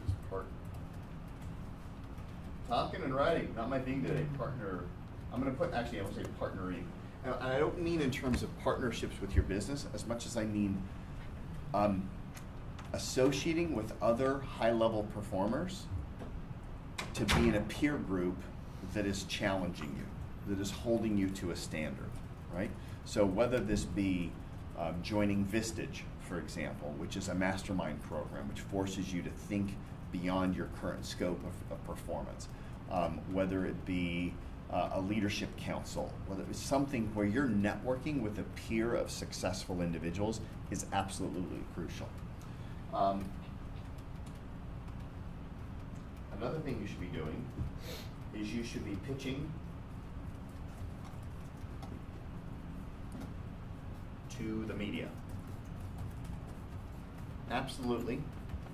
Should be getting out there and pitching to the media to get yourself on TV, on radio, in interview, blogs, you name it, whatever it is, you need to be pitching out to the media to make sure that you're getting that visibility that you deserve, making sure that that book is getting the exposure that it deserves, right? Absolutely. And then the fifth and the final thing is make videos. Kind of goes along the line with blogging like a boss. But you want to get your brand, your identity out there. One of the most effective ways to do that is through video. It's the most powerful way to communicate a message, to make sure that that message is received correctly and efficiently. Pictures are worth 1,000 words. When you're in a video, that is a moving picture, so it allows you to get out millions of words of thoughts in minutes, as opposed to having them write blogs. But if you look at these, by the way, if I were to ask you in a month, have you blogged 4 times? Have you got out of your office at least once? Have you networked with other people? Have you pitched to the media, and have you made videos? My guess is, if I were to just wait to talk to you guys in 1 month and then check in with you, I think I'd be thrilled to see 1 of you or 2 of you actually do it. Why? Because you'll come up with all the reasons and the excuses in the world why not to. Am I right? Yep, it's just easy. Life gets in the way. Business gets in the way. Those weeds start getting pretty tall. You got to pull them. You got to take them out. So I want to have a conversation with you guys about how we can make sure that this happens on a more consistent basis. Whether or not it's with us or not is irrelevant. It has to happen. But we've created some solutions that could help you do that. So I want to share with you guys a little bit about a thing that we call the brand ambassador, which we've alluded to a couple of times. We've never really talked about in KPI because it's something that's not open to you until you finish the KPI program. But you guys are coming near the end of the KPI program. In fact, you officially have it all 5 Ps, so this is the time for you to look at that. So we have developed a program called the Brand Ambassador. The Brand Ambassador is designed to provide solutions to 4 out of those 5 things, and then there's an optional way in which we can solve all 5 as well. So let me tell you a little bit about it. We meet on the 3rd Tuesday of every single month on a consistent, regular basis. We have 6 people in the program currently, which means we have room for only 4 more people. And then at that point in time, we have to look at bringing on another group. So there are only 4 slots available currently because after it's over 10, we've lost control of the group. And what we do is we meet on the 3rd Tuesday of every month for a full day. And we do that because, number 1, we want you to get out of your office to force your staff to actually do some things. Number 2, it's hard for you to think strategically when you're in your business. It's much easier to think strategically when you're out of business. It serves as a mastermind portal for you to where you can sit around a group with a group of your peers that are all committed to doing the same thing you are, which is scaling your business intentionally. The way the day works is very cool. We have the first half of the day is a mastermind. Has anybody not been a part of a mastermind? Let me ask you that. Okay. So you're probably familiar with the term. I don't know if you're familiar with how the process works, but it is a very cool system. So here's how masterminds typically work. It's based upon the notion that speed to solution happens faster when you have more than one person sharing the ideas. So the way it works is in our mastermind, each of the people that attend the mastermind get to stand up in the room and share one of 2 things and only one of 2 things. Either an opportunity that they have present this month or a challenge that they have present this month. And we have yet to ever find a business that does not have at least one opportunity happening or one challenge happening so it's pretty much a given that when you show up, you've got a challenge or an opportunity. And what happens is you have to communicate that challenge or opportunity in less than 2 minutes. Why? Because if you cannot articulate in less than 2 minutes what your challenge or your opportunity is, you don't understand it in the first place, right? So you come to the meeting prepared with your challenge or your opportunity. You stand up and you present that to the group for 2 minutes, and then there's a minute of silence. And everybody's writing down what they think the solutions would be or the exploitations would be. How do you solve the challenge, or how do you exploit the opportunity to make the best of it? And then what happens is every single person gets to go around and in less than 60 seconds articulate how they think you could solve that problem or exploit that opportunity for the best possible gain. You are not allowed to reply. Otherwise, it would take forever because you go, oh yeah, I already tried that one. Oh yeah, I already tried. Oh, but you don't know about that. That's not the point. The point isn't to actually solve the problem in the meeting or exploit the solution in the meeting or opportunity.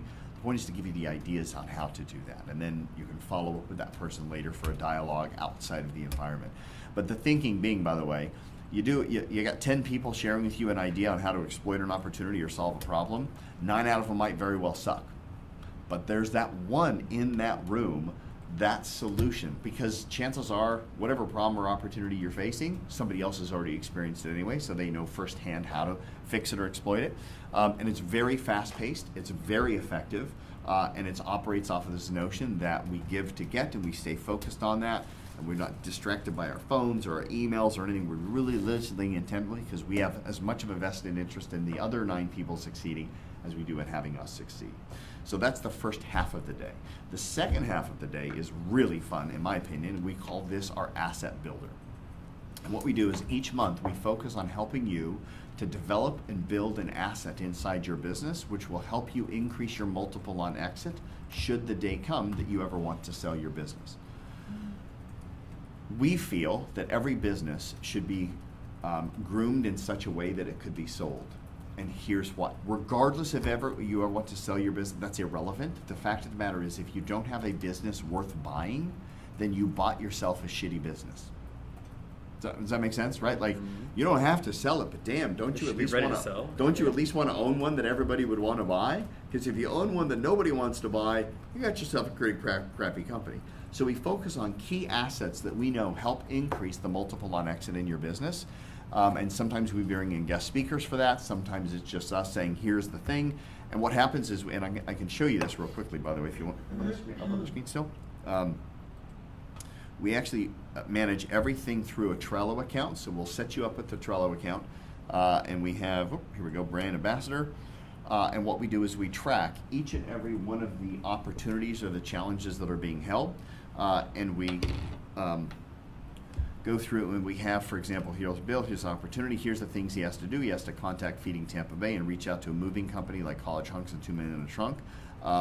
And here's the tracking of what he's already done prior to that. So what happens is every time you come back at the beginning of the month, we say, okay, here was your opportunity, here, and you can see we have it labeled, by the way. We have like challenge or opportunity, challenge or opportunity.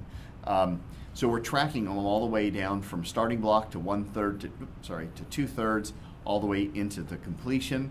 We also have our scale and sell projects. We have our metrics for performance in terms of we're measuring their success.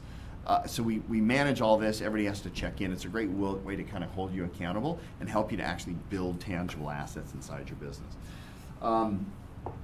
The other thing that we do, so that's the process. So the program itself is a mastermind in the morning, an asset builder in the afternoon. And it's a full day, and it's the third Tuesday of every month. And we'd love to have you be a part of that. If you're looking for what the cost of that is or what's the expense, we're going to be offering this for $12.50 a month to people outside of the KPI program who can still tick off the boxes for the 5 Ps, because let's face it, there are people out there who don't need to write another book because they've already written it and they've got a great pitch. So we're going to be offering this as $12.50 for people who are not graduates or alumni inside the KPI program.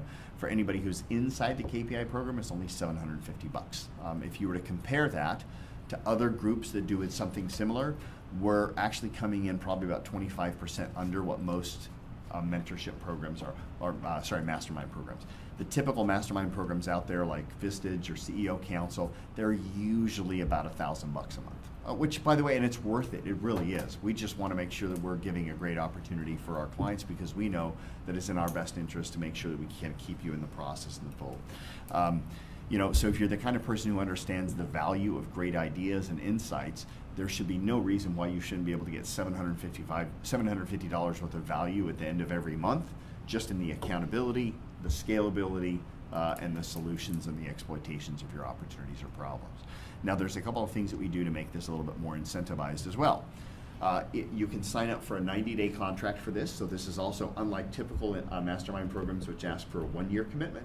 We only ask you for a 90-day commitment. And the reason we do that is because then we have motivation to make sure you're seeing results within 90 days, not within 1 year. However, if you would like to sign on for a 6-month commitment to that, then what we will do is we will actually become essentially like your PR company, and we will do media pitches for you every week, so you don't have to.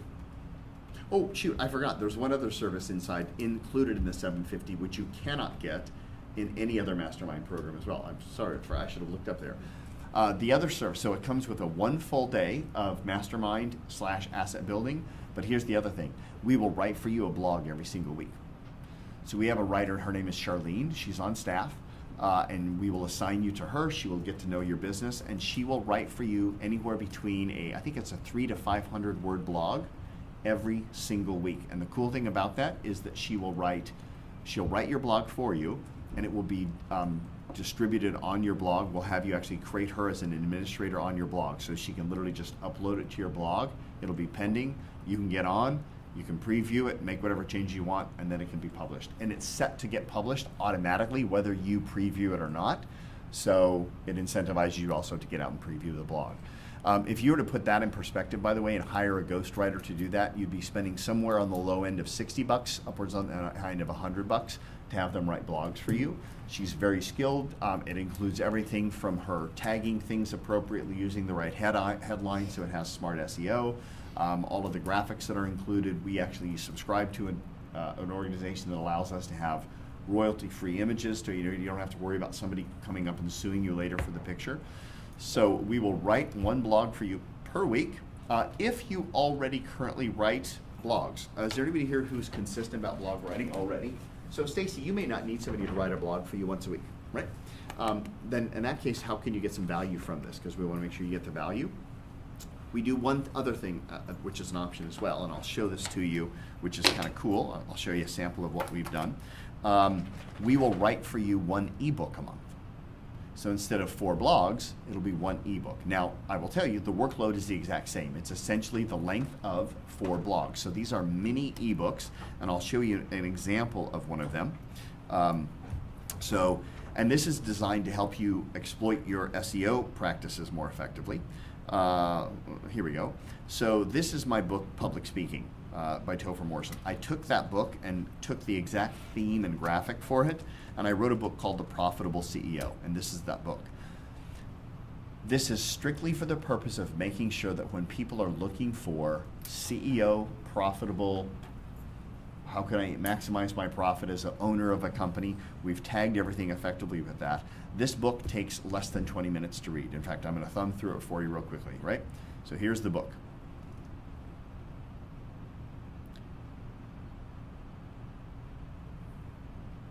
That's it.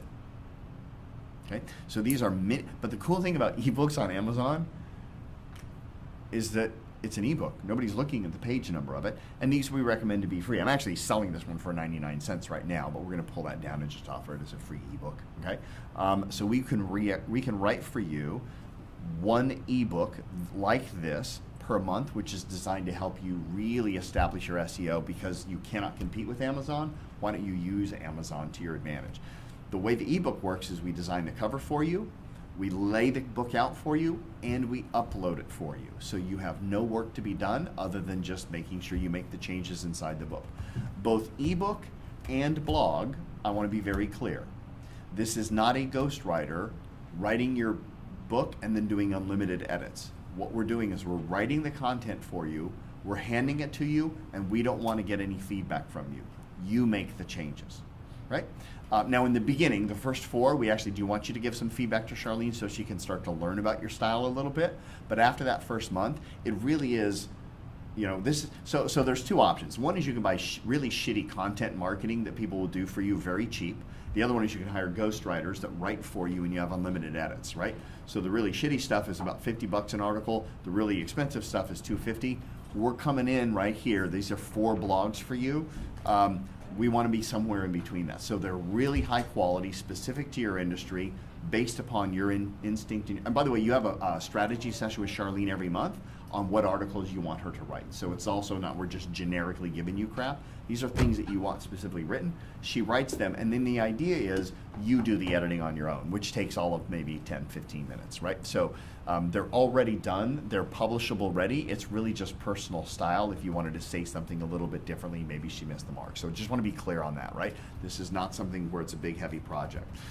But it's a badass way to get lots of content out there. So we can either do mini ebooks for you, Stacy, or we can write a blog for you once a week. That is all included in the $750 monthly thing. So you get the blogs or the ebooks, plus the mastermind, plus the asset builder. And if you sign on for a 6-month contract versus a 90-day, we'll throw in the pitching to the media for free. So we'll just start pitching to the media. Jody is awesome at knowing how to write media pitches. She's been doing really great lately, getting a lot of our clients. We've currently in the Brand Ambassador program, by the way, we've got one of our clients who is the full-time talent on Bay News 9 or Fox 13 for cybersecurity. Is that right? We actually have 2 of our clients. We have Rob Hessel and we have Peggy Garbus. They both are now the cybersecurity expert for 2 separate shows on that network. You can't buy that kind of exposure for $700. Like you can't even get an ad on Bay News 9 for $750 that would last the 45-second to 2-minute interview. Hell, Hessel was on there one time for like 3 minutes or something like that during his interview. Yeah, he just got published on the American Express Open Forum today. Nice. Yep.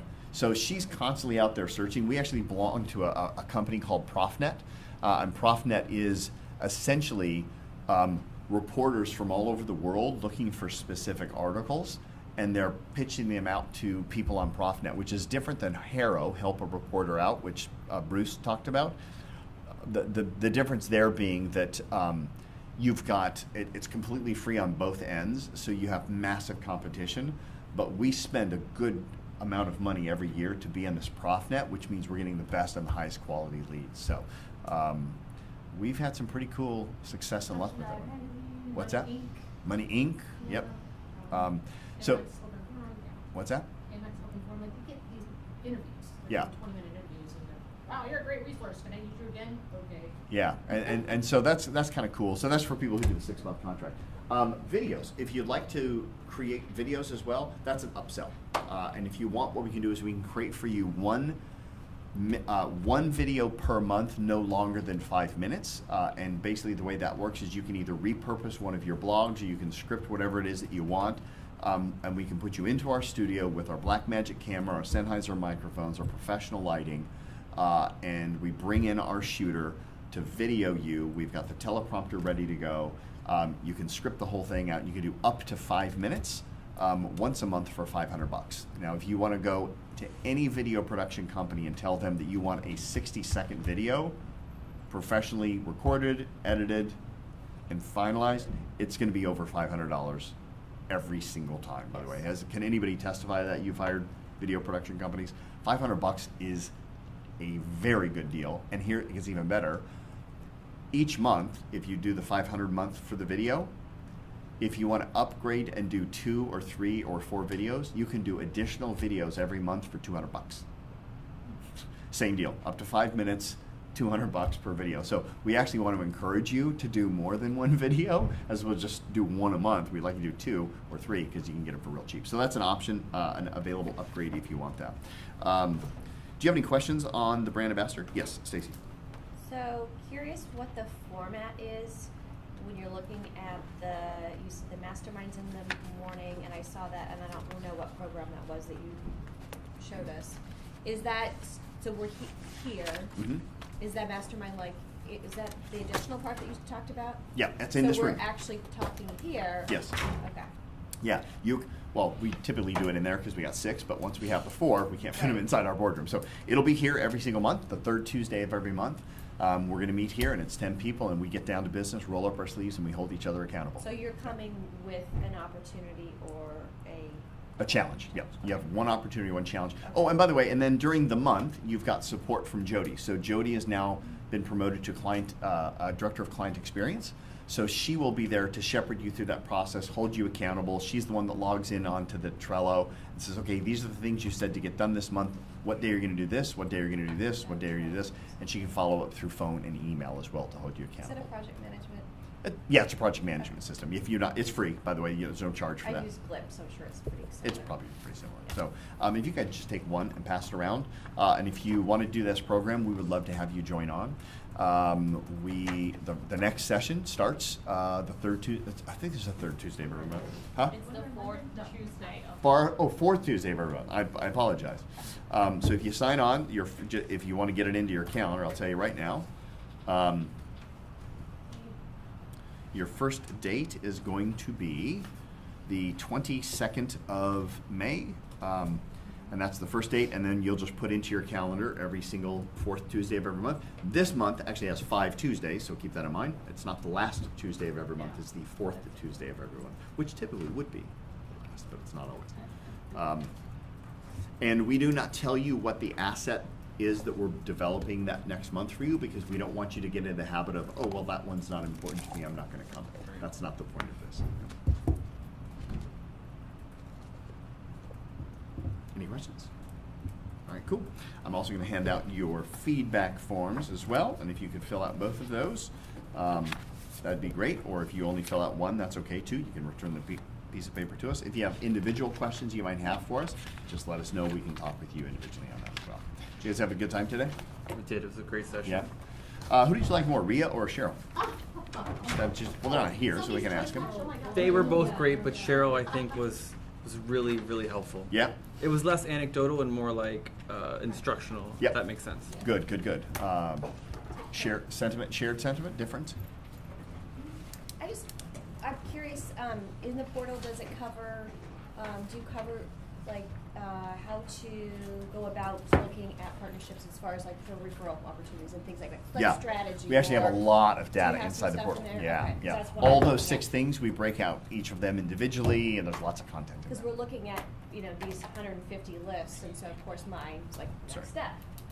And I have a lot of contacts, and I've done a lot of referral partnering and not been successful. So I know there's some missing link of Gotcha. Yeah, what there is is. it that I'm missing or falling through. So Also have your parking passes for you as well. So if you want to pull those out, I'll put those stuck for you. Talk about June 1st. Oh, I did talk about June 1st, but I was confused because I thought it was Tampa Club, and then he texted Center Club. Do we know, is it Tampa Club? That was a typo. So it is Tampa Club. Yeah. Yeah, so June 1st, 5 to 7, cocktails on the rooftop, Tampa Club. Rooftop. Well, top floor. 5 to 7? Please make sure you invite your family as well. Yes, I need one. You don't get it out before I walk by. I didn't know you were coming by for that. See, there's other people that got cut unawares. You're all good. Rock you.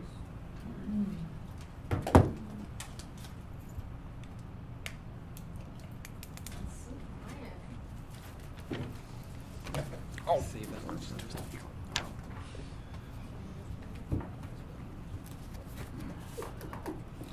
And we will get with you very quickly with regard to when Momentum 5 will happen and when Pitch Fest will happen. We need to get that scheduled now. So I would assume that's probably going to be a Jody responsibility. or no, probably more Anna. She'll get a book. Yeah. But you will love Pitch Fest, as terrifying as I may have made it sound. Really is. I'll tell you what, it's a really cool end cap to this whole thing, to get up in front of a couple hundred people and deliver your pitch. Yeah, it's something else. I feel like we just did that. Deja vu. By the way, I can you know what? I'll tell you this: if I were to pick a winner of Pitch Fest last night book launch, you know who would have won? Miss Patty Soltis. Yeah. You I would've picked her, too. crushed your Thank pitch. you. And I all was of that so Oh, Michelle's my impressed. hero. I gotta tell you guys, Michelle Royal is a genius. Yeah. I sat down with her like much like Stacy for 2 hours, and she just pounds it out. I mean, you just say the most obscure thing to her, and she's like, "Well, let's say it this way." Yeah, she's You're a good like, wordsmith. Oh, okay. Yeah. She's incredible. You did amazing. Stacy, thank you. sorry, Stacy. Patty came up to me and she goes, "I'm gonna I'll do it now. I'll get it over with because I'm gonna ruin this thing. I'm gonna butcher it." That's And I'm not like, exactly what I Don't said, say but it's that. close. Yeah, it was pretty. I think what was it, butcher or ruin or what Oh, I was said I'm gonna fuck it up. it? Fuck it up. Okay, yeah. That's what I said. I'm just gonna go up there, I'm Yeah. just gonna fuck it up, and I'm gonna do it. And at the point in time when I actually do it, I'm just gonna say, "Look, I just screwed this up. Yeah, So I'm no. just gonna tell you this is And what I she do." just knocked it out of the park. No, you I was did. so It's so impressed with good. that. Yeah. I could No, I not thought get my that head one. I was around like, that. oh. I'm glad I wasn't right after you. Yeah, no. Yeah, but by the way, I think everybody did really good. They did. That was, I will say this: every single person that night delivered a better pitch than any other group we've ever had, no question, hands down. But I also think that was because I think we probably did better instruction telling you what to do. Where the last couple of times we didn't say deliver your social pitch, we just kind of thought that was common sense. And some people just got up there and treated it like the damn Academy Awards, and we were just like, "Oh, you're blowing it! You're blowing it!" So I was very impressed at your pitching. No, guys. your videos at the very end, you like, you know, on the Facebook, and you kind of like pointed right at us. Don't do me like this. And I'm like, it's like, all right, I got it. But it was, Noted. I have to make sure we keep doing that. it was one. good because I like screenshotted it. Really? Oh yeah. Because I was like, note to self, no. You know, because I could see where people could do that. Yeah. Because it's so it easy. does feel like something that you want to. It's an accomplishment. It's an accomplishment. Yeah. So, but what Thank happens is you're having that everyone. person. Yeah. It takes the limelight off of that and you. Yeah, and it's Using remember it's it all about the book. To It's about you. showcasing Yeah. other people, Yeah. and it's the exact opposite of what you want to do. Yeah. Okay, that's good feedback for us. Make sure we. I Yeah, thought so the the whole pointing thing it was was really very good. well organized. That's all Yeah. Lana. That's Thank you. I will tell you, by the way, Very well I will. I'm so Yeah. proud to tell you, I had absolutely nothing to do with that book launch. That's awesome. Yeah, You did a and good Jody job. had very little, and Matt had very little. I mean, it was Anna. She rocked that. She did do a great job. She sent several emails before just to follow up on various things and all that. But I have to add to that too, though, the instruction that you gave us and the instruction that you gave us was really good. And even when we went into that little side room and you guys were giving us some more instruction, I think it was you who was giving us more instruction at Yeah. that point in time. It was really good. It was really helpful. And like people, you're right. You're so right. People wanted to talk while somebody else was up there talking. And I Yeah, was like, yeah, we learned our lesson from that one. Yeah. like, so it made it a lot easier and also a lot more comfortable then to say to somebody who was like, you know, maybe trying to talk to me, it made it easier for me to be like, you know what, hold on, let's give this person their time. Yeah. Like it did, I felt like you had given me permission to tell somebody to shut up. Yeah. I was impressed with Michelle too. That was the clearest I've ever heard your pitch. And Oh my God. It was good. Jody, mine was terrible. No, it wasn't. Thank you. I And then at one point you just were like, I'm so nervous and I don't know why. And it broke Well, Well, you know, it was. I'm gonna say, I'm gonna put myself out there, Yeah. and I want to work on this. I'm gonna do the brand ambassador program. I do appreciate you saying that. I loved it. Generally a great communicator. It's one of my strong points. However, I found it very interesting because number one, promoting myself to my friend community, and Stacy touched on it. She goes, "You have a problem receiving." I'm a giver. Yeah. So for me, that was very awkward. And then also with my kids, Yeah. I always take my children to our factory. They build lights. They've Yeah. been along the process with us. But I've never been like on with kids. Yeah. Going- Well, and, and they what were- you guys probably didn't see is one of her sons, God bless him, he was down underneath one of the tables, right in front of her, making faces, did see that. and she was being so sweet, and And so loving then to him. my Yeah. mom was there. Oh, that's even worse. Yeah. And I gotta tell you, that one, I mean, I have a very good relationship with my mom, but for me, I grew. Yesterday, I was really hard on myself. Yeah. Because I had an opportunity we have a great story. I don't feel like I got it out. And the fact that you just were so humid at one point, you're like, such and lights. I was like, I am brushed so my nervous teeth and I'm I wearing don't know deodorant. why. I was Yeah. like, check, Humanized it. I'm good. Totally. My daughter we can asked hear me, "Mom, your, did you brush were your getting, teeth?" and I don't think it was emotional. I don't think it was nervous, by the way. I think you were just getting emotional. Yeah. No, that's my nervous. Is it? Aw. Is Yep. it really? But you acknowledged it. But It came Topher- across as emotional, Mark. Okay, good, thank Yeah. God. But no, that was my nervous. Perfect. And it's funny because Tiffany, who was there Thank you. and recorded our entire event. By Yep. the way, the Dealer Congress. Did you get your videos? Did you see yourself? No, I haven't seen it. Where's this They're at? amazing. What is it? Videos for what? Our conference that we Oh, did. gotcha. Are they online or what are they? I'll send you yours. Casey was supposed to send them out to everybody. She very well may have. I have like 250 Look emails. for a mailer from marketing. From I'm Garden doing Light. your thing, You're- by the way. I No have your- notifications. Here, What's I'm that? just gonna send it No to you. notification thing. How's it going? Great. Yeah. Yeah. It's amazing. They learn pretty quickly. But thank you, Jody. Yeah. Thank you. I beat myself Huh? up yesterday. they'll call. Yep. Because I know. But it's about being real. When you can be real. When I people get can real, relate to you. I get Yeah. over the nervous. So for me, I always know to dig in and get back with reality. I generally hope that I'm always real and genuine, but you want to do well, you want to perform, and I generally do well in those environments, but I didn't feel like I did, so. You're all right. But I can learn. I can learn instead of getting sidetracked, and I have grit. I mean, if there's Yeah, you one do. thing that I have, You've been in business for yourself that long. I've got grit. You must So have at you least a little can, bit. Are you heading back to the book, office? actually. Or the, Yeah. Yeah, I Angela. seriously, Yeah. buck Veggie buck burger. wheat, Yes. buck Yeah, man. something like that. Awesome. Yeah, I I just have it right Yeah, now. when bought it. I'll start it like right at the right time. When are you gonna come? You're gonna It's love gonna be it. hot when you pick it up. Yeah. Join text I you? saw it Yeah. on Oh, now you know how my text Oh, situation yeah, works. yeah. Call a I restaurant. need to read I'll call the this restaurant. book. Yeah, we'll start it, and I know how you want it. No That's sauce, the number one no characteristic sauce, nothing. no. entrepreneurs must have. bun and a, Yeah. I don't know, patty. nothing's Bun and a patty. All right, so I'll see you Oh, later. with No, but I avocado. was like, Oh, you want I've some got avocado? to I'll take read the All this right. avocado book. for sure. All right, so Casey. All right, everybody, ciao. Bye. Like we're kind of in the middle, like at the beginning of the month, but not really. Like when does this start? And if we can start in June. Yep. Yeah, no problem. Yep. Yeah, This we'll May switch on in is June. absolutely So insane. Casey Yeah. sent When I set you. everything up. Yeah, no worries. She Perfect. made like a really I cool probably should make a note piece. of that though. Do you have a pen? Yep. This is it. Yeah, I'm sure she probably sent it to me. I'm gonna send it Yeah. to you right now. But your videos are awesome. I'll check it out I right mean, now. like, listen, He's aight. yeah, I mean, you had me at hello once I met you. I was like, you know what, this guy's really good for business owners. I mean, that's why I'm an advocate for you. I think you're just amazing. Who's facilitating See, the I'm ambassador? giving you something and you're not receiving. Are you hard with receiving? No, you're not hard with receiving. Casey Alonso at Garland Light, right? Yeah. Maybe I don't have it. Currently, right now, it's Matt and I, but it's very soon going to be Stephen Parker. Do you know? Have you met Stephen? All right, so Stephen, maybe I should have said this. It'd probably inspire you more. Yeah, so Stephen Parker is taking my place starting on the next KPI program, on KPI 12, and he'll also handle over the brand ambassadors. He's the former CEO of SLV Lighting. They were globally a $200 million company. Stephen has taken 7 foreign-based businesses to America and successfully scaled and exited all of them. His business acumen is superior to just about anybody I've ever met. He is brilliant. And very humble, yeah. But he knows business, he knows growth, he knows strategy, he knows finance. I mean, the guy's got every thing you could just tick off.